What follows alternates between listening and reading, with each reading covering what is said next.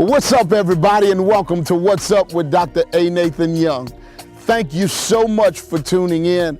I'm so glad that all over the place you're telling me how this ministry is blessing you and how you're tuning in and how you can't wait to see it on Sunday mornings. We thank God that this ministry is blessing so many people all over this region, and we thank God for the fruit that it's going to produce in your life. We're going to go into our 11 a.m. service at our Covington campus right now. Meet us right back here in 26 minutes. I can't wait to see you. We start a new series today that's called Bad Boys of Easter. What this is leading up to Crucifixion Friday and Resurrection Sunday. And today we're going to start off talking about one of the bad boys of Easter. If I asked you, who would you say is the baddest boy or was the baddest boy out of all of them? Yep. Who would you say? See, that's what most people would say. But can I ask you a question? What about Judas? Isn't it something how most of the time when we hear bad boy and disciple, or when we hear crazy disciple, or when we hear bad disciple, the first person we think about is who? Peter. But wouldn't it be Judas? Because Judas betrayed Jesus. Peter failed him, but Judas betrayed him. Watch this. And I knew we would say that, and that's why I want to start this series off by talking about Peter. Because to be honest with you, I think that Peter gets a bad rep from us. I think that Peter is probably in some ways the opposite of the way that we characterize him a lot of times. Like most of the time when we think of Peter, we think of a coward. And the reason why we think of a coward is because Peter denied Jesus 3 times. But today, I want to dispel the idea that he's a coward. Raise your hand in here if you ever had a failure in your life. Come on, you would say, Pastor, I failed. Keep them up. Come on, let me see. Now look around you and find the person who don't have their hand up. And I want you to tell them you just failed at telling the truth. Everybody fails. Everybody messes up. As a matter of fact, the Bible is full of people who fail. It's full of people who messed up. Matter of fact, the reason why we know many of the people in the Bible that we know, and the reason why we heard their story and hear their story is because of the fact that they didn't get it all right. And when it comes to Peter, I think he's in the same situation. Now, let me get you to the point where we're going to start. Jesus has just left the Garden of Gethsemane, and he's been arrested. And all of the other disciples, when Jesus got arrested, they ran for their lives. But Peter didn't run. Peter actually followed, although he followed at a distance, he followed Jesus Christ all the way to the home of the high priest. And where we find Peter is in Matthew chapter 26, verse 69, is we find him, it says, now Peter was sitting outside in the what? Courtyard. He was sitting outside in the courtyard. Now watch this. One of the reasons why I say Peter is not the coward that we make him out to be is because, number one, unlike the other disciples, he followed Christ, although he followed at a distance. But here's number two. Number two reason why I say he's not the coward we make him out to be is because Peter followed him all the way to the courtyard. And here's the thing that Peter had to know about the courtyard. The first thing that Peter had to know about the courtyard is that's where all the soldiers hung out. And Peter had to know if the soldiers hung out there, there was likely to be somebody who recognized him as a follower of Christ.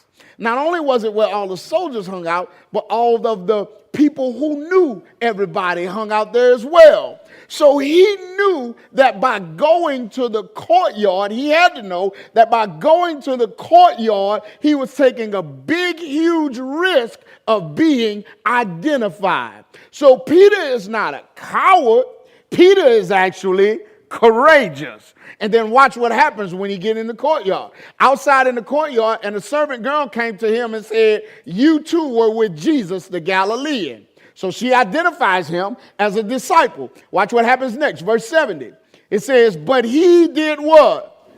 He denied it before them all, saying, I do not know what you are what?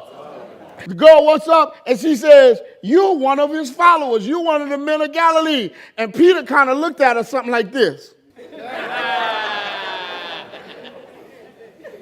Y'all know what look that is, huh? That's that who me look. Peter's like, who me? I don't know what you're talking about. Watch this. First way you know somebody lying is when they look at you like that and say, who, me? Yeah, you. Watch what happens. When he had gone out to the gateway, another servant girl saw him. That's another way we get it mixed up too. Most of the time we think it was only one servant girl who accused him twice. But actually it was two servant girls who accused him. Another servant girl saw him and said to those who were there, this man was with Jesus of Nazareth, 72. Watch what Peter says. And again he denied it, this time with an oath, saying, I do not what? In other words, it says he denied it with an oath. This time, instead of just saying, I don't know him, he said, I swear for Lord. Second way you know somebody lying is when they start their answer off, what I swear for Lord. 73, a little later, the bystanders came up and said to Peter, surely you too are one of them. For even the way you what? Gives you away. I got a question. Would people know you're one of them by the way you talk? Oh. If they listened in on one of your conversations, would they know you were a disciple? Y'all want me to move on, don't you? All right. Come on, verse 74. Then he began to curse and swear, I do not know the man. And immediately a rooster did what? Crowed. Now don't skip that part. That's important. The rooster crowing. Why is it important? The reason why it's important is because, as we're going to discover, Jesus had told him that before the rooster crows, you're going to deny me 3 times. Watch this. Peter failed. But can I tell you something about Peter? At least Peter failed while he was following. We say Peter was a failure. We say, oh, he denied Jesus 3 times. And, oh, he was a coward and all this kind of stuff. And I get it. And certainly he shouldn't have denied Jesus. Like he was down bad for that. He was wrong for that. But can I tell you something? At least he failed trying to follow, which is more than we can say for the other disciples. Watch this. And for many of us, the first thing I want to tell you is if you're going to fail, at least fail while you're following. If you got to fail, at least fail trying. At least fail giving it your best effort. At least fail putting your best foot forward. If you got to fail, fail like Peter failed. Fail courageously. Don't fail running away from your responsibility. Fail running toward it. Don't fail running away from pursuing your dreams. Fail running toward pursuing your dreams. If you gotta fail, don't fail just sitting on your do nothing. Fail giving it 110% of your effort. If you gotta fail, can I tell you something? You gotta fail. I gotta fail? Yep. You gotta fail. Why? Because you're human. And if it's one thing I know about humans, and y'all proved it to me, we took a vote on it just a few minutes ago. All humans fail. And can I drop this off while we're sitting here? That's why you can't listen to people who criticize your failure and let them discourage you from trying it again. There's always going to be people who, when you fail, when you get it wrong, when it don't come together like it should, there's always going to be people who come along and criticize you because you didn't make it. Criticize you because you got it wrong.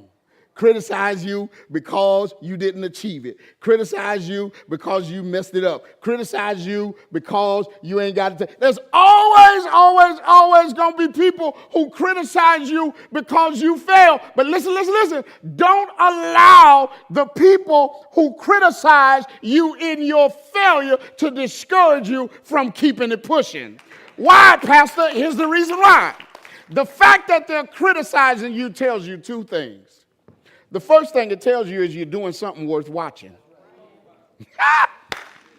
Because they didn't know you failed unless they were watching what you were doing. So that tells you that you're doing something worth watching. Here's the second thing it tells you. It tells you that they're not. Because anybody who's doing something that's worth watching and that's worth doing don't have time to pay attention to the fact that other people are failing. Don't have time to sit around and criticize the failures of other folks. Why not? First of all, because they're doing everything they can not to fail themselves.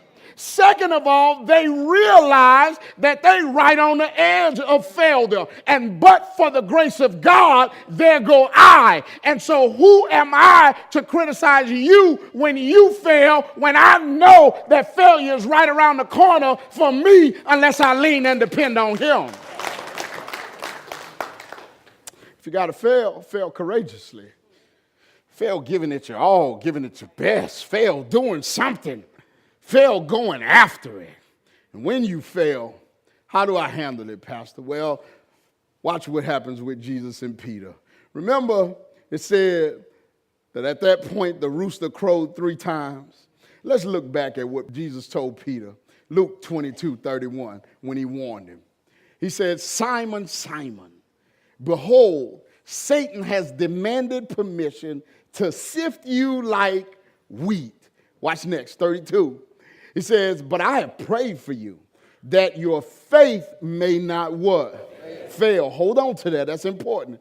And you, when once you have turned again, strengthen your brothers. 33 says this. But he said to him, Lord, with you, this is Peter talking, I'm ready to go both to prison and to what? Yeah. Peter talking big game, ain't he? Yeah.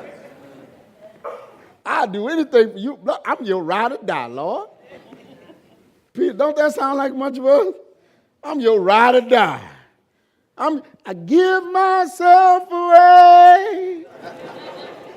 God said, give me your tithe. Oh, I don't know about that, Lord. I'm your ride or die, Lord. You can use me anywhere, Lord, anyhow. Tell your friends about me. I ain't got that gift. We talk a big game. Peter talking a big game. Watch what Jesus tells him. 34. And he said, I say to you, Peter, the rooster will not crow today until you have denied me. How many times? 3. Peter talking all that noise. Can I just bring it to modern day vernacular? Jesus come back and say, boy, bye. Rooster will not have crowed 3 times today before you deny that you even know who I am. Watch this. What we learn from this. Notice what Jesus prayed for him. It says, but I have what? That your faith may not what? Fail. Have you noticed this? Have you noticed that Jesus never prayed for him not to fail? Jesus said, you about to fail, Peter. And yet, he never prays for Peter not to fail. What? Why wouldn't he say, Lord, don't let him fail? Here's the reason why. Instead of praying for Peter not to fail, he prayed that Peter's faith wouldn't fail. Why? Because you're not finished when you fail. You're finished when your faith fails. Failing don't make you finished. Failing makes you human. Failing is just something that all humans do. And so Jesus didn't pray for Peter not to fail because, number one, failure ain't fatal. Failure don't mean you're finished. Here's the other reason why. Some of us need to fail like Peter did. Why? Why in the world would we need to fail like Peter did? Because before you fail, you don't realize how dependent you are. Before you fail, you think you're doing it in your own strength. Before you fail, you think you all holy and high and mighty and all righteous. You think that it's all dependent upon you. You think that the reason why you have what you have and you are who you are is because you worked hard and all of this stuff. So every now and then, God puts a little difficulty in there. And he allows us, not causes us, but allows us to fail. Why? Because now you know that the only reason why you are who you are is because of his grace in your life. He never prays for him not to fail. He prays that his faith doesn't what? Fail. Why, Pastor? Here's the reason why. When you fail, it makes you human. If your faith fails, it makes you sin. If you fail, it makes you human. But if your faith fails, it makes you sin. Watch this. Go back to the beginning. Jesus says, Simon, Simon, behold, who? Satan has demanded permission to sift you like what? Wheat. Who's demanded permission? Satan. Listen. There's nothing Satan loves more than the opportunity that he has to play upon the feelings that we get from failure. What kind of feelings, come on, talk to me, you get when you fail? Come on. Who said it? Depressed, insecure. Somebody said disappointment, anger, fear, scared, shame. Somebody else said something else. Inadequacy, depression, discouragement. All of those are what? Feelings that we get as a result of what? Failure. Watch this. He said, I'm praying that your faith don't fail. Because watch this. Satan loves to play on your feelings after you fail. And what he would love to do is get you to act based upon how you feel. Because if he can get you to act based upon that discouragement, he can get you to quit. If he can get you to act based upon that disappointment, he can get you to quit. Watch this. If he can get you to act based upon that anger, he can get you to seek vengeance. If he can get you to act based upon that frustration, he can get you to sin. He loves to show up when you fail and say, you know what? They right. You ain't never going to accomplish this. Just go ahead and give it up. You're right. You need to be discouraged because your mama told you shouldn't have tried it anyway. And play on those feelings. And what Jesus says was, what I'm praying for, Peter, is that when you fail, that your faith doesn't what? Fail. Why? Because if your faith fails, now you're finished. As long as your faith don't fail, when you fail, you good. Why? Because if I still got my faith, no matter how bad I fail, I know God is bigger than my failure. I know that there ain't any mistake that's too bad that my God can't bring me back from. As long as I got my faith, when I fail, I know that my God is a restorer, that my God is a deliverer. I know that my God is not just able to put me back where I was, but he's able to make me better out of what I go through. You're not finished when you fail. You finish when your faith fails. Watch this. He said, but I pray for you that your faith may not what? Yeah. And you win once you have turned again. Don't you miss that. He didn't say if you turn again, Peter. He said what? When you what? Turn again. In other words, what Jesus was saying was, Peter, I see you past your failure.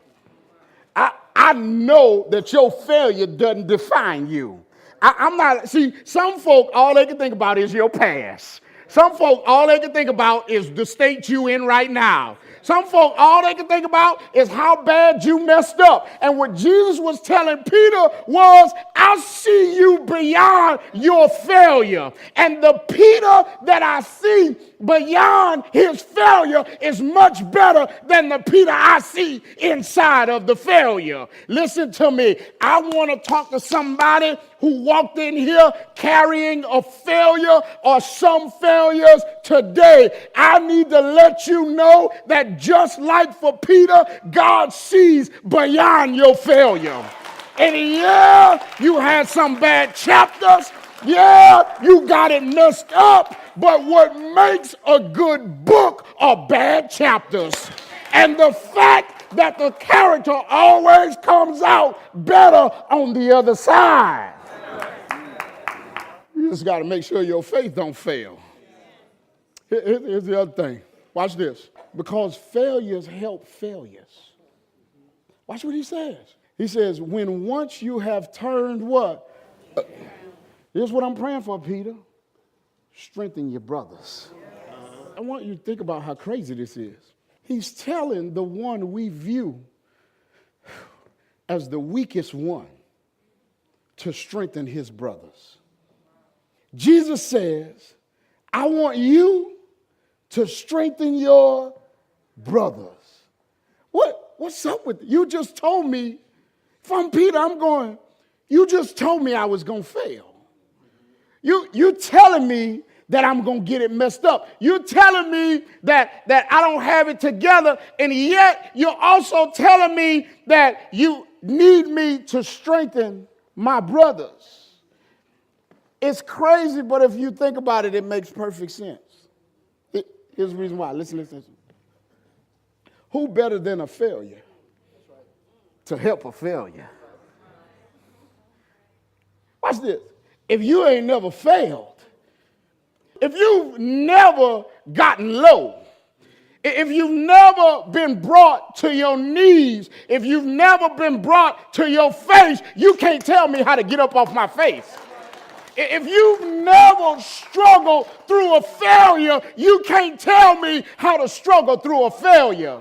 If you don't know what it's like for his strength to be made perfect in your weakness and how to do that, you can't tell me what it's like for his strength to be made perfect in my weakness. And what God was telling Peter was, go ahead and fail. I'm going to allow that in your life, but I'm praying that your faith don't fail, because when you get back up, now I got some folk you qualified to help. I got some folk you can minister to. I got some folk that you can help restore. I got some people who are going to need you not before your failure, but after your failure. Now you can help somebody. Not in spite of your failure, but because of it. Said a little boy went to Sunday school. Little boy came home. His daddy asked him, son, what you learned in Sunday school? The little boy said, we learned that Moses and the children of Israel escaped from Egypt, and Pharaoh's army was chasing them, and they got to the Red Sea, and Moses took out some inflatable boats. And they all got in them, and they crossed the Red Sea over onto dry land. So the little boy daddy looked at him and said, is that what your teacher taught you? The little boy looked back at his daddy and said, nope. But if I tell it the way she told it, you would never believe it.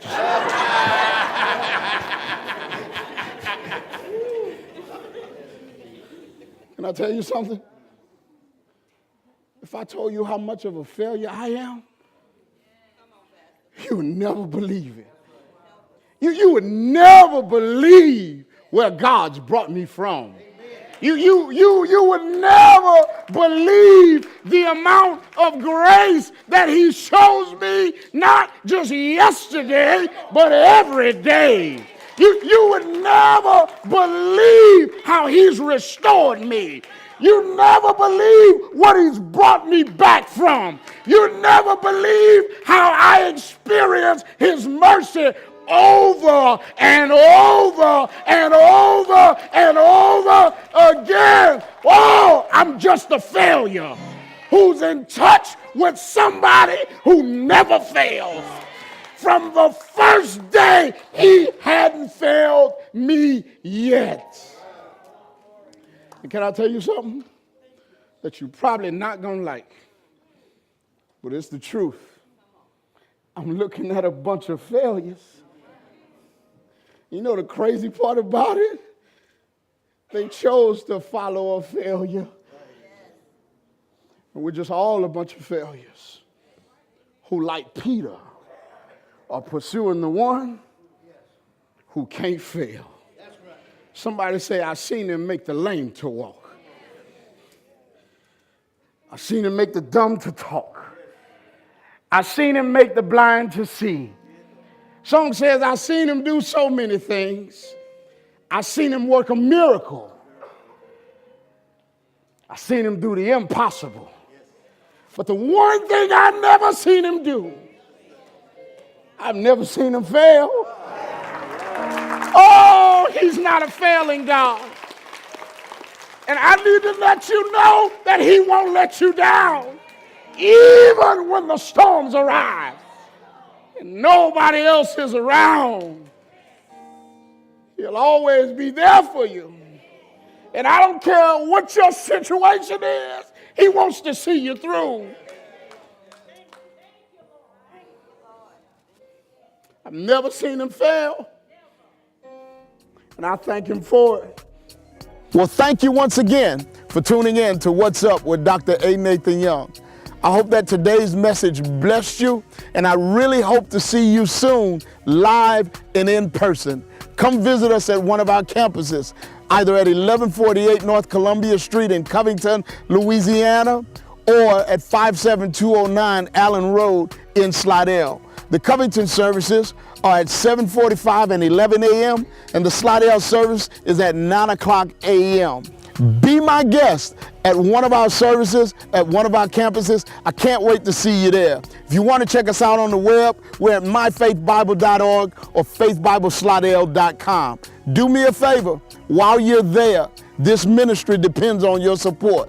So click on that giving tab, go to TV ministry, and support this ministry. If you'd rather mail it in, you can mail it to 1148 North Columbia Street in Covington, Louisiana. That's 70434. Thank you for your support and for your generosity. We depend on it to keep this program going. God bless you. I'll see you next week.